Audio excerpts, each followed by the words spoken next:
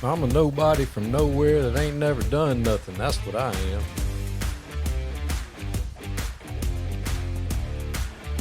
An old head. These young coaches, I tell you what, I can't figure these jokers out. They got a backpack on and tight something. I don't know what they're doing. They're getting on my nerves, I can tell you that. I know what ain't in the backpack. A string and a let me paint that line for you. That ain't in there. That's for sure.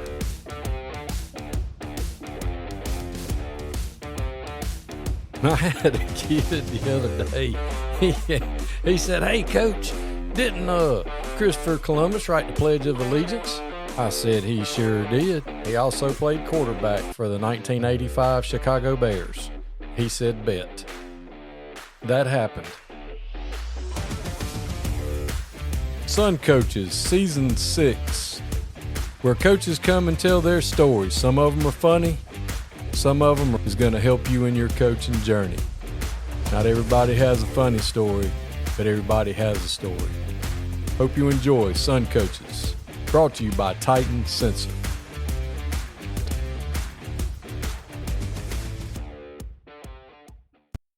Sun Coaches is proud to partner with Titan Sensor for Season 6 and 7. Titan is made in the USA, proudly founded and based in Texas. When you connect with Titan, you are not alone. You can collaborate and share templates with other coaches across the country to build reports and foster competition. Used by programs such as State 6A Georgia State Champion Grayson High School, Titan can tailor a package to fit your needs.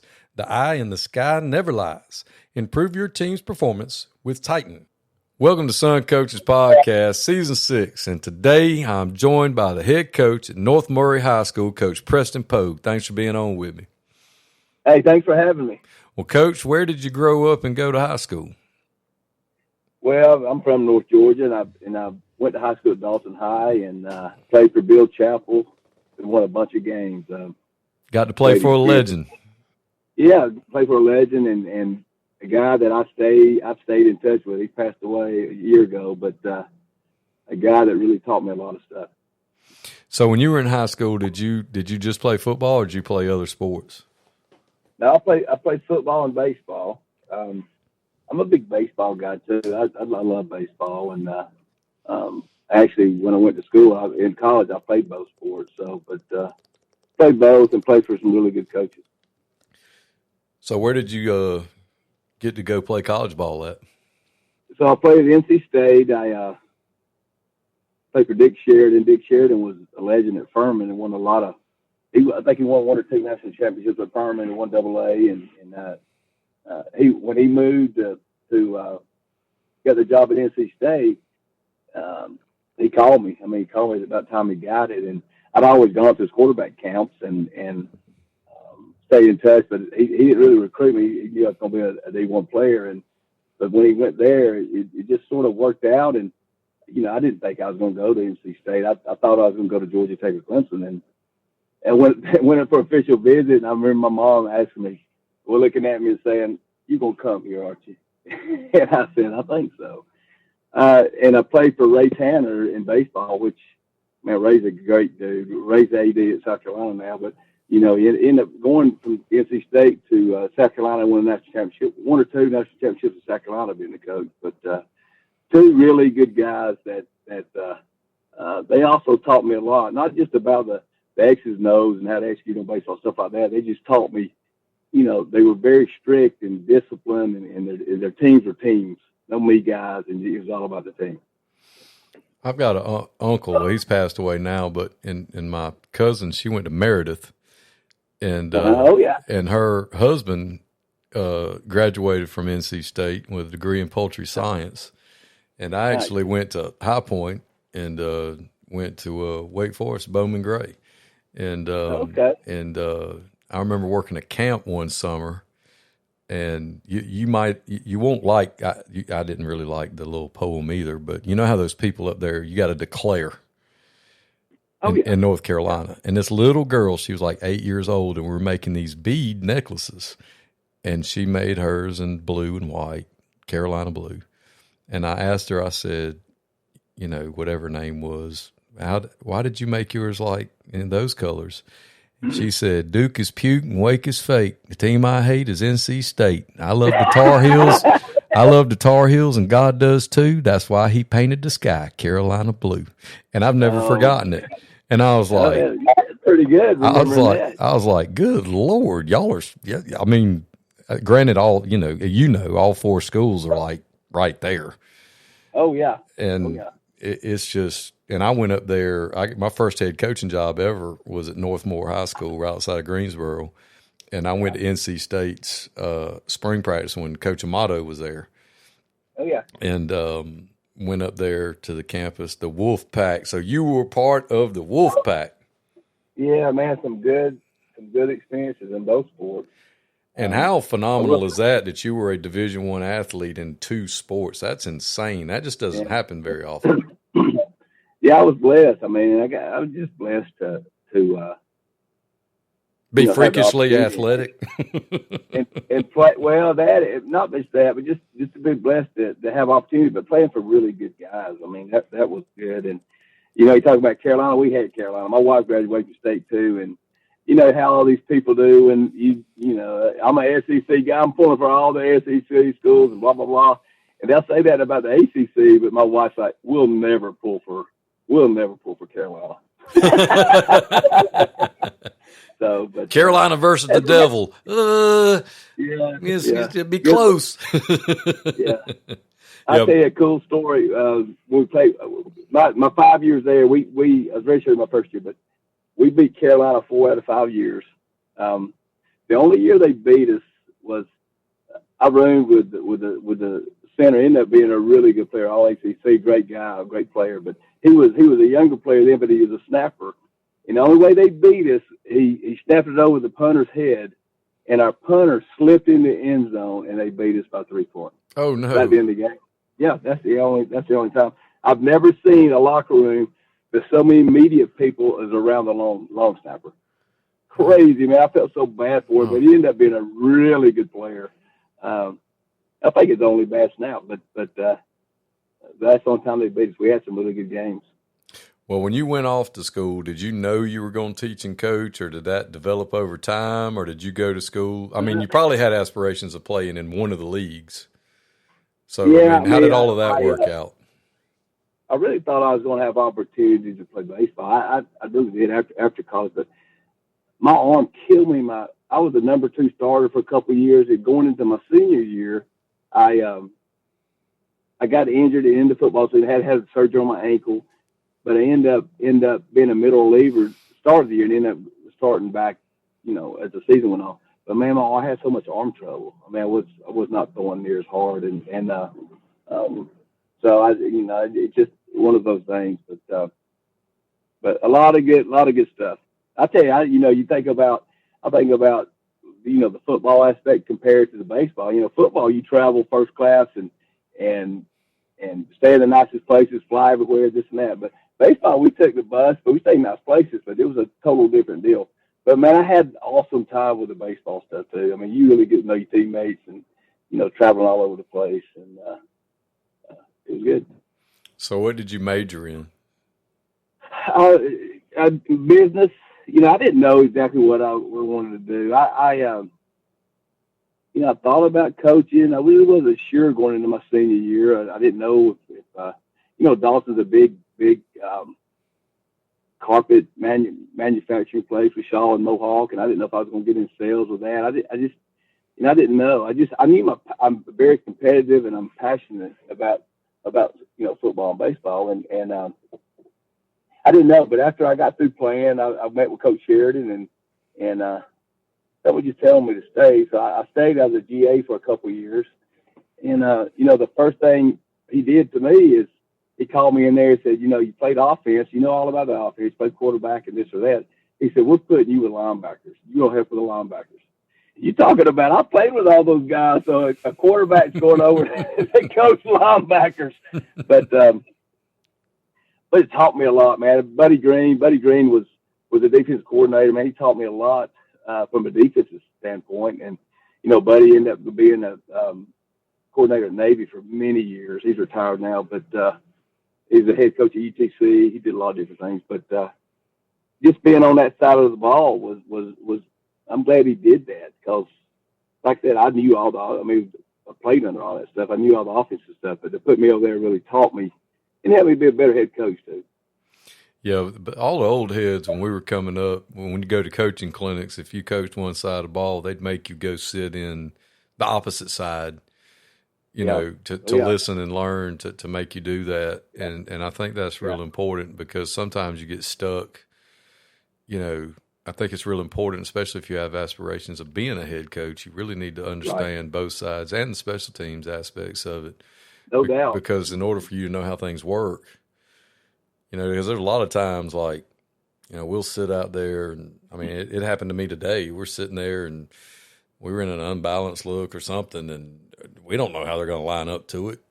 I mean, you know, because a lot of times the kids don't know what they're looking at and they don't know how they're lined up. And guys like, well, you know, one of the coaches like, did we block that right? Probably not.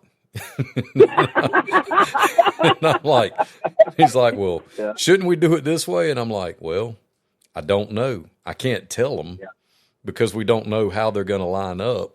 That's exactly right. To it. Yeah. So they've got to kind of work it out. They've got to, they got to figure it out. You know, that's why to me, like, you know, the pin pull concept's great because a high school kid can figure it out. If I have a down block, take it. If I don't, I pull, you know, and it just, they can work all, you know, they can work that out. And if they're on the short side, the back side, I think, God, I pray.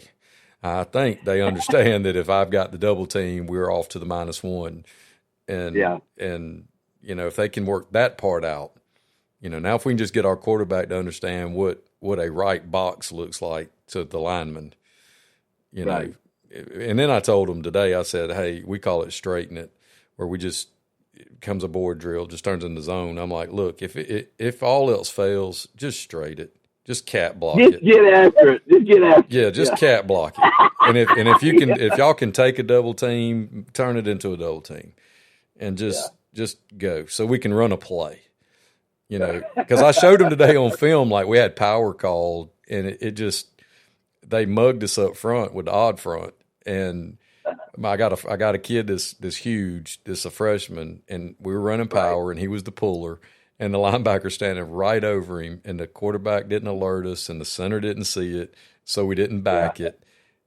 And I said, when we run this play, what are the people in the stands going to say? Y'all ain't blocking nobody, blah, blah, blah. And I said, but if you will watch this, if y'all will watch this play, y'all block y'all's tails off. Mm-hmm. We just happen to not account for this guy. You know, the rest of you. And he made the tackle. Yeah, and he smokes us right about the mesh point. Yeah. So it's just that's what I love. That's what I love about coaching high school. I mean, you know, because you got some ones that's really IQ of football is really good, and the other ones, those smart ones have to tell the other ones a lot of times what to do. You know. Yeah, and you got to be careful who you put next to each other. That's right. That's exactly right. I mean, you have to think about that. And I just think it's awesome that he made you coach on the defensive side so that you could learn, like really get baptized in that side, especially at that level. I mean, it's not like a high school coach took you over there. And I'm not knocking us. But, I mean, you got elite level guidance at the college level on the defensive side of the ball. Yeah, it was when he first told me, I'm thinking, I don't know about this, man. But more as I thought, man, there's a lot of different concepts. Sometimes as an offense guy, you don't really you get to see through guys like Buddy Green's eyes about he's been doing it forever, and you know, just the concepts and what they're looking at and what they're worried about. All that kind of stuff was very valuable. So you GA'd for 2 years. What did you do after that? So I GA'd, and then my first job, I coached in college for about 8 years. I went to Newberry College. I went as a running back coach. Mike Taylor was the head coach, and Newberry struggled. I didn't know anything about Newberry. You know, I knew they were in the SAC 8 at the time and played Carson Newman and Catawba and those guys. And you know, my mindset was, I'm just wondering what type of players they're going to have. And, you know, I get to Newberry, and the first couple of days, I'm thinking, these players are good.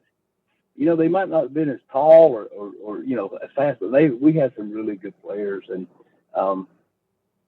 it was cool. So I was there for my first year as running back coach. The second year, the head coach calls me in and said, you're going to be the coordinator. So I got to be coordinator at a young age for 3 more years, and which is good. We had some good seasons, and I actually got to bring some of my O-line guy was a guy named Brent Bagwell who played at NC State with me.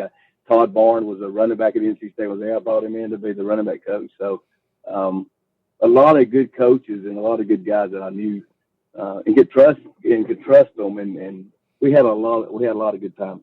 So you were at Newberry for 4 years? Yeah, and then Ted Kane. I played for Ted Kane. I don't know if you know Ted. Ted was at Furman, and yeah, I remember the name. Yeah, he was at NC State when I played. He was the offense coordinator. Right. But you know, NC State, those guys stayed together. You know, when you're trying to get in college coaching, it's all about who you know and connections and stuff. And those NC State guys, they stayed there for years. They never moved, so it was tough. You know, for us, the guys that played there and the guys that moved. But he got the job at BMI, and as soon as he called me. I was offense coordinator at BMI for him for 3 years, 3.5 years. But that was a different place. I mean, you talking about being in the Southern Conference, and they didn't let you redshirt. I mean, we'd bring linemen in over 300 pounds, and after the first semester, they would be like 260. They never let them eat much. So they wanted, it's just a tradition place. They didn't want, you know, to separate the football guys. Citadel, the big rival, they could just eat as a football team, but VMI, you couldn't, man. It was an eye opener on that. But, you know, we're playing freshmen against these guys. I mean, Georgia Southern and App State, all those guys were in the Southern Conference. I mean, you're talking about some really good teams, and it was tough. It was a tough deal, but Ted Kane was a guy that, you everybody coaches for guys that, you know, I tell these young coaches now with me, you work for guys sometimes that it's not all about, you know, I want to do stuff like them. Sometimes it's like, man, I'm definitely not going to do that when I'm the head coach. So I've had some of that in my career, but Ted Kane taught me a lot of good stuff. He was a detailed, I mean, he let me coach and didn't leave. He left me alone on that stuff, but just watching him on the details and what he did every day was big. So a lot of stuff I learned from him you know, the small stuff matters. And I still do that stuff today. So where along your journey did you get married? So I got married. Good question, man. I ended up. Well, I mean, I'm asking because the importance of a good coach's wife, because you're moving all over the place. Amen. So I married my high school sweetheart, Bridget Flanagan. She was a sophomore when I was a senior at Dalton. So, you know, I ended up going to State, and 2 years later, she comes to State. She was a cheerleader at State, and you know, we dated over 6 years. My second year GA is when we got married. I mean, making no money. I was about to say, she was going for the big bucks. We had no money. I'll tell you some stories about that too. But you know, you talk about it, coaches. Well, I mean, she is. I mean, been doing it a long time now, but she has always been supportive. But I'm gonna tell you, when you know, VMI, so they ended up firing Ted, and they asked me to stay. Whoever got the head coaching job then, but at the time, I was like, man, I was very loyal to him. I played for him, and he did a lot of stuff for me. And I was sort of burnt out. I tell you, it was a tough deal. But I decided to get out of it for a while. And I remember telling my wife, this is how it coaches like. She had a lot harder time than I did because she said, that's your passion. You know, don't go chase something else. I mean, your passion is coaching and helping kids and guiding them, and not just about the X's and O's, but making them be men and great fathers and husbands stuff. So I got out of it for a little while. I ended up going to work for Shaw. I had a cool job. Shaw Industries, one of the largest floor covering manufacturers. I was over all the training and recruiting. So I was recruiting I was recruiting a lot of athletes to be salespeople. And I think about like God's journey. Hey, why would I have that job? And you know, I'm a coach. but after I look at it, man, I was in front of people all the time. I mean, big crowd speaking and managing budgets and $1 million budget, just doing stuff that, man, it's helped me so much. But just the experience doing that, but in a business setting, but looking for some of the same traits you do for when you're recruiting athletes in college. So I did that and loved it. But I knew eventually it was cool because I have 3 kids, Alexis, Preston, and Preston Jr., and I got to coach them and be at their stuff while I was working at Shaw. And it was pretty cool. But I knew I'd get back into it. And when my first high school job was Christian Heritage, they called me and talked to me. And you're talking about a pay cut. It was a big pay cut from where I was at Shaw. But I knew that's where God would lead me. So man, what a good thing there. I knew they were getting ready to move into GHSA. But I had to, after 1 year, I knew they were going to move. They had everything set up. But, I go there and we had to build a stadium. We did a lot of stuff and it's a whole different place now. But had some really good players and had some really good years there and for 5 years. And then this next year will be my 10th year at North Murray as the head coach. And what a great place. Oh man, people, it's a hidden gem. Just great administration, always supportive, never tell me no. I mean, they know the importance and people ask me, well, I know you've had opportunities this or that, and I have, but man, it would be hard for me to leave North Murray. It would. I mean, we've worked so hard. The culture of our program is really good. Really good coaches I've had with me for years. Administration that supports you, and the importance of all that stuff. But just been a great place. So. Oh, I interviewed for that job when they opened it. Really? Oh, I knew it had that opportunity to be fantastic. And did you not get it? Well, obviously not. not being a North Georgia guy, and I made it to the finals, but not being a North Georgia guy and not knowing the right people, and I wouldn't have been a fit. I mean, I really wouldn't have, because I was young. I was a South Georgia guy, and I just wasn't, but I was very intrigued about the idea of opening a brand new school. Oh yeah. And that intrigued me because I went to high school at a school. I was a freshman the very first year it opened. So I always thought starting a brand new school would be like really cool. Yeah. But it was different for me because I'm a Dalton guy, and Dalton and Murray was always, a rivalry, and Dalton always won, but it was, and the diehard Murray fans were like, this is a Dalton guy, and blah blah blah. But man, but it's been a really good place. I've really enjoyed it. So when you went into Christian Heritage, and now you've gone into North Murray, when you sit down and you sell your program, what do you sit down and tell them, my program is going to be fill in the blank? Yeah, I mean, my program is going to be you come into my program, the culture is going to be, you're going to be held accountable. You're going to believe you can beat anybody you play. I mean, I think that's very important. It's about the team. I tell people talk about culture, but culture is the most important thing. But you got to work hard at it as a head coach. But you got to have your assistants. They got to be right there with you. So because the head coach can't do it all. So, but the culture is very strong, and a program that it's not about you. I've had people transfer in this or that, and it's about them, and they figure it out. And I think the success of our program has been that. Somebody said the other day, how do you get your kids to buy in for what you're doing? And I said, there's not really, the buy-in is already there. I mean, the culture is there when they step into it, right? If they don't get with the culture, they're outcasts. It's very obvious to see the ones that's not going to make it. They're not going to, or they'll make it, but it's going to be a hard road for them. So, that's, you think about programs that's successful, that comes with that. Well, peer pressure is a real thing. Yeah. And I'm very, I told you I played for some guys that, it's the little things, but I'll tell you a little thing yesterday. We had a 7-on-7 with different teams, and I make my guys keep their helmets on, and we're playing 7-on-7. And the guys, some of the young guys not gonna get in there, but they're gonna sit over there they're gonna stand over there with their helmets on and stuff.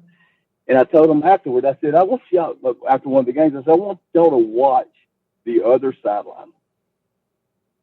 So everybody who plays, I want you to watch the other sideline, what they look like. And so after the thing was over, I said, tell me, what did y'all see? Well, they're sitting under their tents. They don't have their helmets on. They're not paying attention. I said, yeah, that's exactly right. And that's why the program is a big, with no details. And a lot of those programs we played, they struggle year in and year out. So, but talking about, that's the type of program I am. I believe everybody should look the same. There's no, dapping up and all that kind of stuff. We don't do that. It's a team, and you're going to abide by the rules, and if not, they won't make it. So you probably learned a lot of that from Coach Chappell too. A lot by Coach Chappell, and a lot by Dick Sheridan too. He was the same way. So if we're gonna wear white socks, we're gonna wear white socks. If we're gonna wear black socks, everybody's wearing black socks. It's called a uniform for a reason. Yeah, I mean, it's not about you. You want to wear something different? No, run your butt back in there and get the right shirt on. And I'm gonna stick on that too. And I tell my coaches, man, don't make me have to tell them. You guys tell them too. Just about little stuff, but I think that stuff when you're disciplined and you have a lot of character. We played in the 9 years I've been at North Murray. We beat some teams that have a lot more talent than we have, and I really believe that's why we beat them. And we're a grinder, hard nosed. We're gonna get after you and do the little things right. That's how we beat some of those teams. Absolutely. So, what are some things over the years that you may have changed with your approach to how you do spring ball? I've done it both ways. I like spring ball, and I like it because I get other guys out. It's just a long break if you don't do spring ball. And we get huge numbers in spring ball, and then summer comes around. You know how that goes. You lose a good many of them that, you don't know if you're counting them or not, but they did okay in the spring. But so I've always done spring. But a couple of years ago, I thought, man, I'm going to do 2 scrimmages and just see how that goes.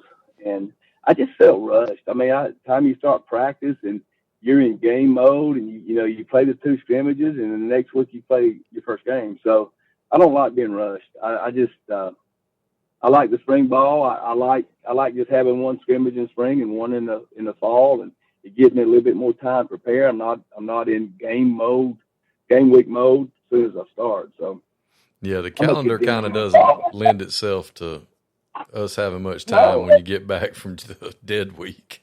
No, because you start so early. So I mean, time you start practice, you do 2 scrimmages, man. In your first game's in mid-August. It is what it is. Yeah, like our first scrimmage this year is August 1st, and then we play the next week is our second scrimmage, and then we're just fortunate that 0 week or week 1, whatever, we're off. You're off. Yeah, so you got lucky on that. And then we got 10 in a row. Yeah, that's hard, man. So it's just it's changed so much. I remember when I played in high school, we didn't start playing till September. Early September was our first game, but it changed. And what's nice about North Murray, we don't start school till September. It's like it was when I was in high school, which is really good for football. I mean, but we play 2 or 3 games before we start school. No, that's awesome. Yeah, that's fantastic. And that's what I'm a special ed teacher, and and I have been for a while, and I'll be in the class, or be in the building, and you'll hear some of the teachers complaining about, I wish we didn't have to start school so early, and I'm like, well, when you want a fall break and a Thanksgiving break and 8 weeks off for Christmas, and then you want a winter break, I said, we got to go to work at some point in time. Yeah, there's so many breaks. I'm like, now, if y'all want to do it, if you want to go in September and get out at the end of May like God intended it, then we just going to get out half a day on Wednesday, Thanksgiving week. We're going to get the MLK holiday off. We're going to get 2 weeks for Christmas, and we're going to get spring break, and that's it. Yeah. And so pick one. Yeah. But, you know, they always let us vote on the calendar, and you're always going to get out leveraged by the elementary school. No doubt. And they love having them breaks. Oh, yeah. So you're going to lose. And it's, you know, and all those breaks, but football-wise, man, it's a long if you play in a state championship game, that's a long season, man.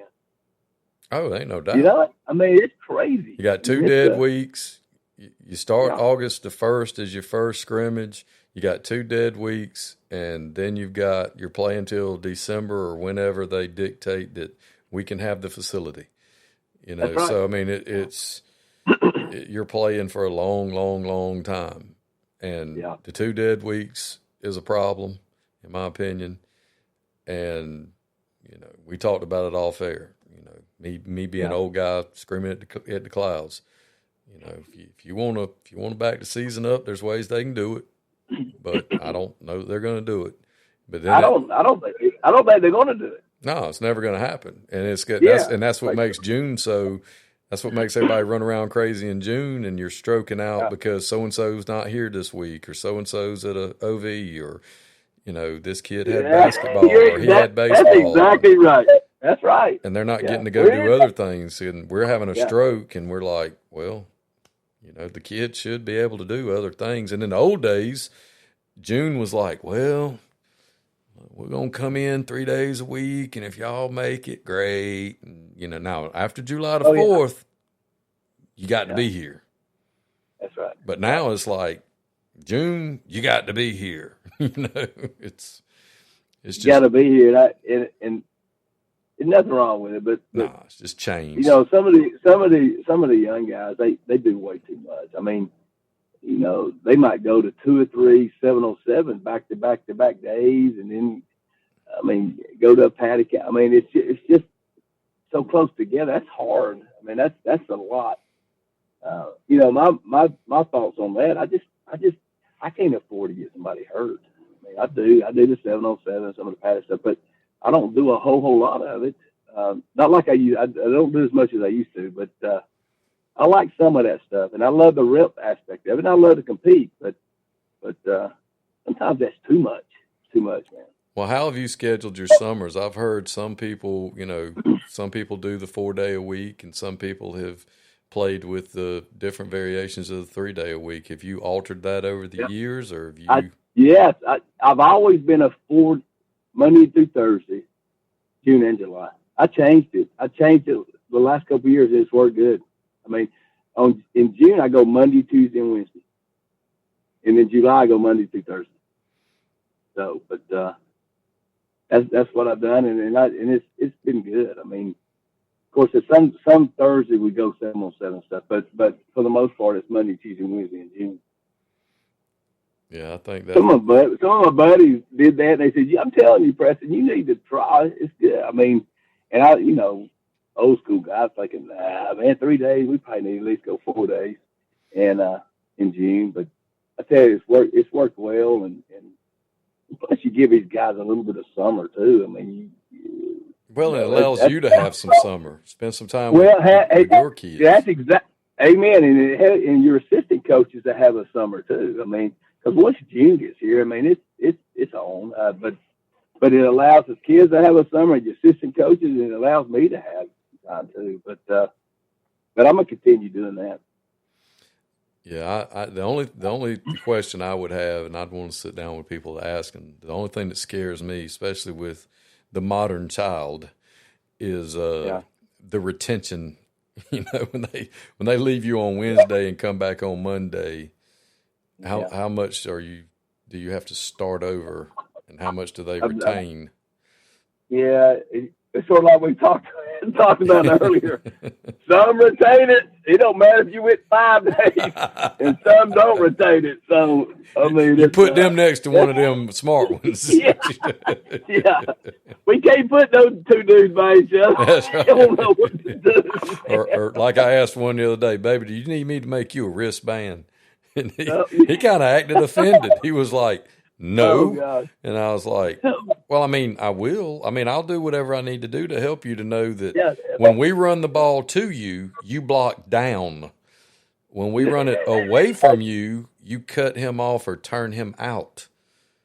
Yeah. I mean, well, I can remember that, Coach. Well, apparently not. No, you can't. If the play name has an R in it, it's going to the right. If it has a L in it, it's going to the left. I know, Coach. I just forgot. Yeah. Again, do you need me to make you a wristband? I will be happy to do that. No, I'm not going to be the only one out here with a wristband. Yeah, I know what to do. Okay. Well, you're going to be the only one going the wrong way. Which one would you rather do? You know, we all deal with that stuff, man. And, it's just finding different ways to teach the kids, just trying to. That's right. And sometimes this year, some of you better players, I mean, you have to figure out what they can understand and do. And I imagine for you, especially coming from the levels that you've coached at, I mean, how much have you had to, I don't want to use the word dumb it down, but I mean, dumb it down. I mean, how much have you had to kind of back off and make it simpler for the high school kids? Or do you or does it change with the kids? Do you just see what they can handle? Yeah, it just changes with your personnel. I told you off the air, we lost a quarterback last year. Very good player. He ended up signing with Kennesaw State, but he transfers, and I don't have a quarterback. I mean, I got a freshman that can throw, a hitch and all the quick stuff, but that's it. And it's not very fast. So I had to move. I'm an option guy too. I love options, but everybody thinks I'm wide open all the time, but I'm not. So I had to move my best athlete to quarterback, and not change. Everybody the whole year said, "You're gonna start throwing it more," and I said, "Man, here's the deal. You like beating your head against the wall. You try to do something you can't do, and so they were used to all that stuff. But man, we ended up going 6-5, but we were in every game and we battled, and the kid ran for almost 1,400 yards. A very good player, and but I had to take him from that. So it just depends. I've been blessed with really good quarterbacks and smart quarterbacks, but last year was a little bit different. This year I've got I've got 2 quarterbacks this year that are very good. So I can play the kid played last year receiver. I put him in the backfield. I play both of them. They're out there at the same time. People's not going to know who's going to be the quarterback. It's good to have a plan B.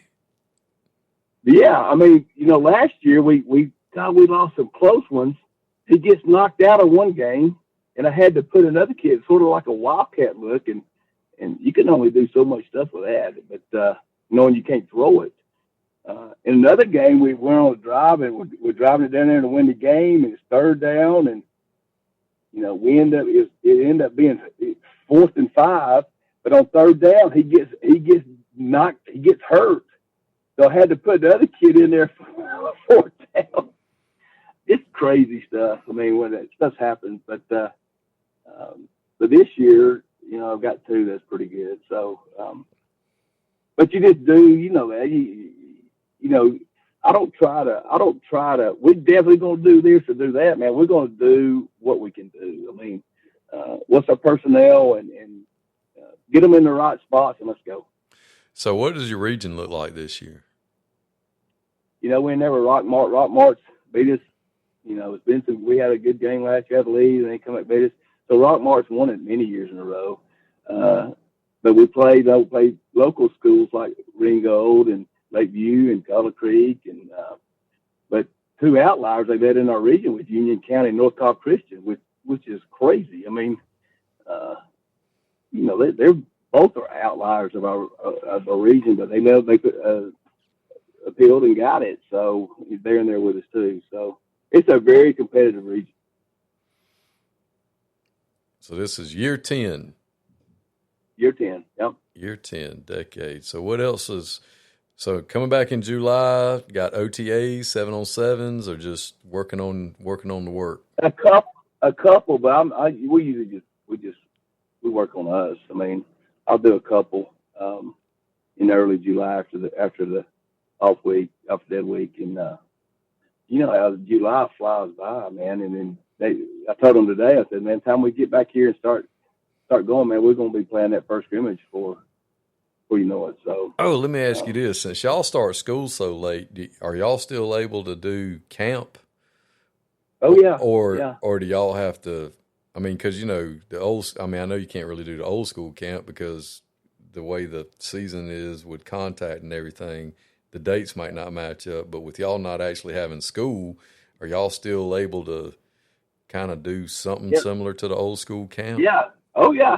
We've gone to West Georgia, just us. We're the only ones on campus for about 4 days. That's awesome, man. Yeah, I miss those days. It's old school like we did it. I mean, once you start school that late, which is awesome, you get a lot of stuff done, and you know, a lot of the X's and O stuff is you can do at home, but it's more team building stuff, and just getting away where we can just focus on us, and that's been it's expensive though. It's been good, but it's worth every penny of it. Oh yeah, there's nothing like the no talent show the last night there, or the freshman and rookie talent show, or whatever. I mean, I mean, to me, those are building memories and creating experiences for the kids, which to me is our most important job is providing a good experience, because 98% of these kids are not going to go on to play at the next level, but 100% of them are going to sit around with their buddies when they're our age and tell stories about when they played in high school. And, you know, my hope is that they look back fondly on those experiences and that we provide for them. And to me, camp is one of those experiences. I mean, that's something that I wish so much that we could still have. We're going to a 2-day OTA in July at Putnam County, and we're going to go and we're going to spend the night. We're going to stay Tuesday, Wednesday, and come back on Thursday. So that's the closest thing to like camp we're going to have. And our coach has already said, he goes, Wednesday night, we're going to have a no talent show. And I'm so jacked up on Mountain Dew about that. I'm like, this is going to be fantastic. Yeah, we do that. I'll tell you something I do with them too. We have an evening we do dedication, and they dedicate themselves to the team. And you talking about hearing stories that break your heart, man. Just pouring their heart out. And, you know, the freshmen sort of don't get it. I mean, they dedicate themselves, but they get to watch those older guys. It's special, man. That's one of the best things I do at a camp is, you know, dedicate to the team, but they get up there and tell them about their life, man. And you know how a lot of kids now, how their situation, their parent situations, some don't have dads. It's just it's an eye-opener. That's one thing Coach Brandon Byram did at Taylor County that was awesome. That the last day the last day of acclimation, we'd all go into the auditorium and he'd take a helmet and he'd make sure it was stickered up, and it had the T on it, and every senior had to stand up there and hold the helmet, and it was what the T means to me. Oh yeah, I mean, it was kind of the same. Those older guys, same deal. I mean. Coach, some of them make you want to go outside and kick your dog. I mean, it was. There ain't no doubt, man. It's like, oh man, but you know, you get to know your kids too. I mean, yeah, it was great. We get to do that, which is nice. And also, starting that late, the weather never gets us either. I mean, if it's calling for rain or it's going to be really hot, we'll just go in the morning and then meet afterwards. And I mean, you have a lot of time that you can do some stuff. Well, that's the only thing that's got me back in is the guy that I'm working for now, Philip Brown. He's a great guy, and the way that he structures everything is at Dodge County. They'll practice at 6:00 in the morning every morning. Yeah, and I can handle that. I can. I'm gonna do some of that during the season this year. I've never done that, you know, but I'm so tired. Like on Thursdays, you rush out there and you practice, and you got a JV game, and they leave, and it's just a cluster. So I'm gonna do a couple of days when school starts. We're gonna practice in the morning. Well, from what I understand, we do it every morning, and then in the afternoon they come in for 45 minutes for corrections. That's awesome. And then it's go home. Yeah. You can meet with them right there after school and corrections, and oh man, I'm looking forward to it. I think it'll be good. I told our principal, I said, I'm gonna tell you, they'll be better students too because they'll be awake when they get in there. Oh yeah. You know, I mean, yeah. So, well, what I like as an assistant coach too, and you know, when he hears this, he'd probably get mad, but we're on the clock. And he's real big, like we have the shot clock with the periods and with 5-minute periods and all that. And what I like about it is if you go at 6 o'clock in the morning and schoolhouse opens at 8, we ain't re-racking nothing. You know, there ain't no let's go start from the top. Now we may come back after school and restart it. That's right. But that's why my defensive coaches give me a hard time. It's like, man, Coach Poag, offense, we might be out there a while. If he says this is the last play, it's never the last play. Yeah. Well, you know, sometimes it bees that way, you know. Oh yeah, that's right. Just how it goes, man. Well, Coach, I can't wait to see what you guys do this year. You've done a fantastic job with that program up there, and everybody's been getting on me about having you on, and I now understand why, because you have one of the most unique and greatest stories that I've heard, and I appreciate you coming on and sharing it with us. Hey, I appreciate you having me. I've enjoyed talking with you. Well, thanks, Coach. If there's ever anything in the world I can do for you, just let me know. Okay, thanks, brother. I'll see you.